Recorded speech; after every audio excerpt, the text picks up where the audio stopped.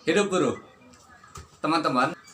Kali ini saya akan menyampaikan mengenai pandangan atau sikap dari Konfederasi Serikat Pekerja Indonesia (KSPI) mengenai kebijakan new normal yang beberapa hari yang lalu dirilis. Bagaimana dengan teman-teman? Apakah sudah kembali normal? Ya, kita berharap memang pandemi ini segera pulih begitu. Situasi di mana kesulitan yang hari-hari ini kita hadapi bisa cepat segera diselesaikan. Namun kemudian terkait dengan kebijakan new normal yang beberapa waktu yang lalu dirilis oleh pemerintah, ada beberapa catatan yang ingin kami sampaikan. Setidaknya kami ingin menegaskan satu hal, bahwa kebijakan new normal ini membingungkan. Kenapa membingungkan?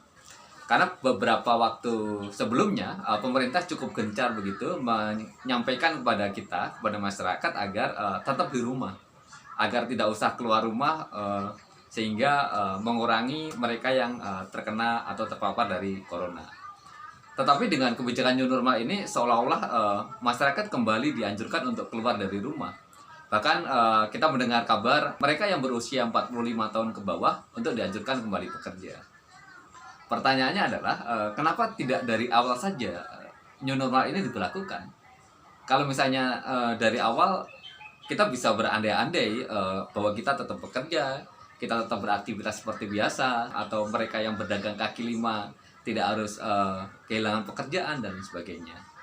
Tapi oke lah, itu sudah terjadi. Dan bagaimana pandangan dari serikat pekerja mengenai new normal itu? Kita ingin menyampaikan 5 fakta sekaligus ingin mengkonfirmasi bahwa kebijakan new normal sebenarnya tidak terlalu tepat gitu. Fakta yang pertama adalah sampai saat ini masih banyak masyarakat yang terpapar COVID-19. Artinya peningkatan dari jumlah mereka yang positif itu masih sangat tinggi. Kita bisa bayangkan kalau dalam situasi yang seperti ini kemudian masyarakat beraktivitas kembali, maka mereka yang terpapar atau yang positif akan semakin besar. Fakta yang kedua, banyak di perusahaan-perusahaan yang masih mempekerjakan buruhnya, akhirnya si buruh itu positif COVID-19. Kita bisa melihat di beberapa perusahaan, misalnya sebut saja di perusahaan Denso, di perusahaan Yamaha Musik, atau di Sampurna. Mereka puluhan orang itu kemudian terpapar corona. Bahkan ada yang meninggal dunia akibat corona. Itu artinya di masa pandemi ini, buruh-buruh yang dipaksa untuk terus bekerja itu berkorban nyawa, bertaruh nyawa untuk dia tetap bisa menggerakkan roda perekonomian.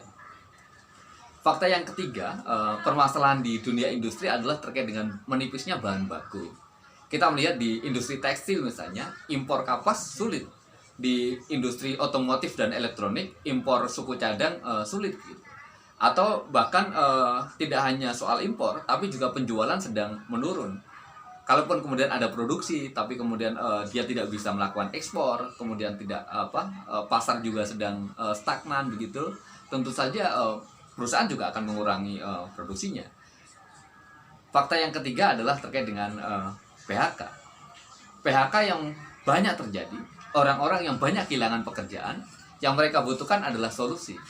Apa kebijakan dari pemerintah? Apa upaya dari pemerintah untuk memastikan agar mereka yang telah kehilangan pekerjaan itu bisa mendapatkan pekerjaan kembali?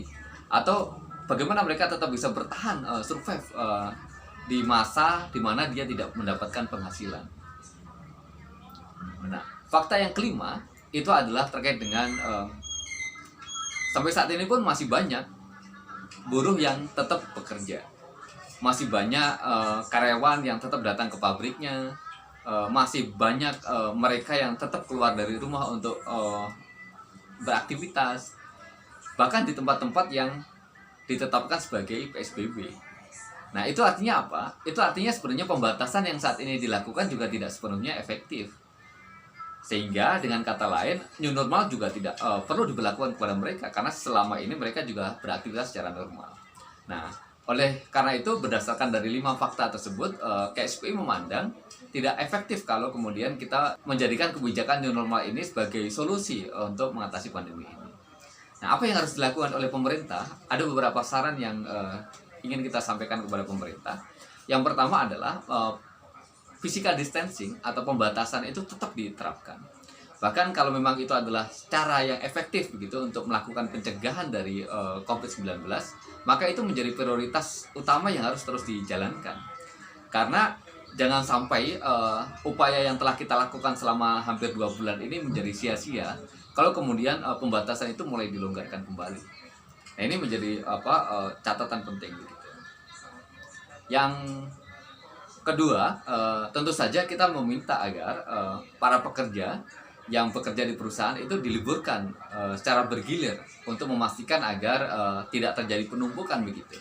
Karena dengan diliburkan secara bergilir, maka otomatis mereka yang bekerja akan berkurang begitu. Jumlah orang yang keluar rumah berkurang, jumlah mereka yang ada di perusahaan berkurang, sehingga akan mengurangi terjadinya penularan. Nah, kita juga tidak sependapat kalau kemudian antara kepentingan ekonomi dan kepentingan kesehatan itu diabaikan. Jangan sampai ada kesan bahwa daripada mati kelaparan lebih baik mati karena corona. Ini juga tentu pernyataan yang tidak tepat, karena bagaimanapun mati dengan cara apapun harus dihindari, karena dua-duanya bisa dicegah, baik soal ekonomi baik soal kesehatan, sehingga tidak bisa memilih salah satu dengan mengabaikan yang lain. Saya kira itu teman-teman yang ingin kami sampaikan. Semoga situasi ini kembali normal, benar-benar normal begitu, bukan normal yang dipaksakan, dan kemudian kita bisa kembali beraktivitas seperti biasa. Kawan-kawan kita yang kehilangan pekerjaan bisa kembali bekerja, dan tentu saja kita menghendaki, kita berharap agar kita bisa terus survive, saling merekatkan dan bergandengan tangan secara erat untuk melewati masa-masa sulit ini. Salam solidaritas.